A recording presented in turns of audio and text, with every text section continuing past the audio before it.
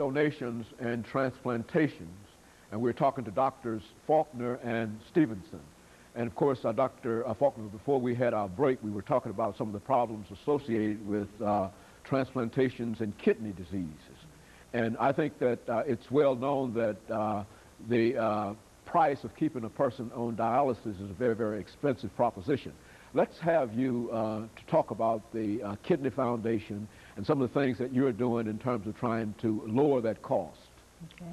Well, Mary has been working with the Kidney Foundation for the past 2 years, and under our MOTEP program that we received from Howard, we will continue to work with the Kidney Foundation in trying to educate minorities about organ donation, as well as Tennessee Donor Services. As a matter of fact, we have had a meeting now. We've had one meeting where all of us have come together to move towards one unified educational program for minorities, and that is going to include education on hypertension, education on diabetes, education on organ donation, education on bone marrow transplantation as well.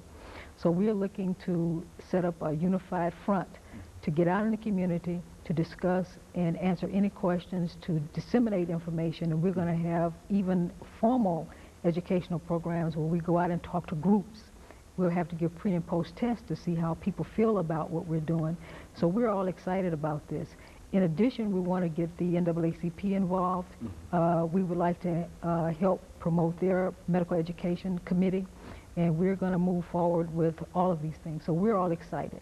As you know, every year there's an organ donor week every year. This year is going to be April the 21st through the 27th.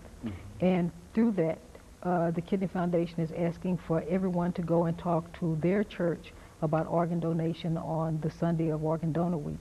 In addition, at the legislative branch, the legislatures, we're asking them to be witnesses for organ donor card signings at the legislative office. Very good.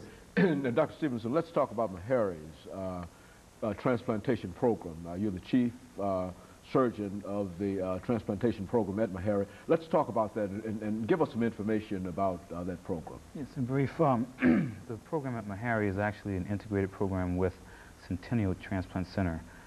We actually perform the transplants at Centennial Medical Center, and Dr. Faulkner's patients will be placed on our list, and they go through the normal process that occurs nationally. Once the patient's name is brought up as a recipient for a particular organ, that person is transplanted at Centennial. As far as the organ donation projects that Dr. Faulkner and I are involved in, I just want to say that, as you heard her say many times, education, education. The MOTEP is an education program. The Kidney Foundation has an education program. Education is very important. I'm a member of the advisory board at Tennessee Donor Services also, and chairman of the Community Education Committee. Education is very important. The only reason why transplant surgeons do what they do, the only reason why researchers in transplantations do what they do is because people have donated organs. It's unfortunate now that someone has to lose their life in most instances for a person to get a liver, heart, 2 kidneys, and lungs, you know, tissue, bones. It's unfortunate that that has to happen, but that is a fact, that people are dying. And because that is the case, and that there is a need, 10 people die every day awaiting transplantation of organs. I think it's very important that we continue to educate the community so that they will know what the problems are, what misconceptions they may have had, that can be cleared up. And then if you do decide to sign an organ donor card, don't do it in secret.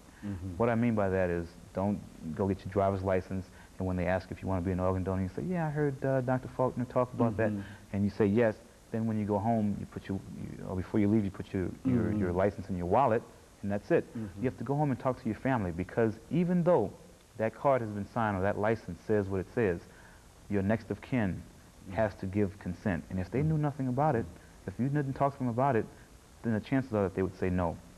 So education is very, very important, and that's what we want to do. We want to stay out into the community, go door to door if we have to, just to get this word out, because it means so much to so many people. Very good. Dr. Faulkner, how successful, over the last minute that we have here, how successful are transplantations now? Oh, transplantations are very successful, you know, especially kidney transplantations.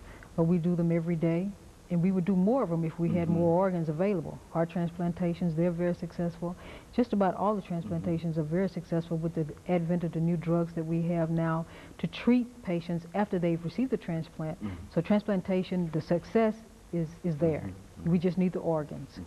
Dr. Stevenson, how long does it take? Well, and I know different situations might be different, but now assuming that there's a person who has a chronic kidney disease, how long are we talking about working on that person if there's a donor available? You mean doing the transplant? Doing the transplant. The transplant takes anywhere from 2 to 4 hours.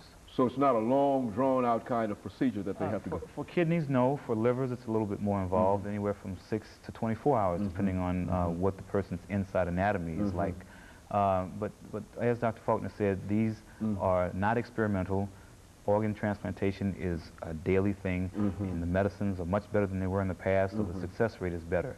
And we just encourage everyone to think about it, because 10 people die every day awaiting organs. So what we're saying is that both recipients and donors can also benefit from what we're talking about this morning. And let me thank you for giving us that information, and let me encourage you to tune in again next week for another informative edition of Comments. Thank you and good morning.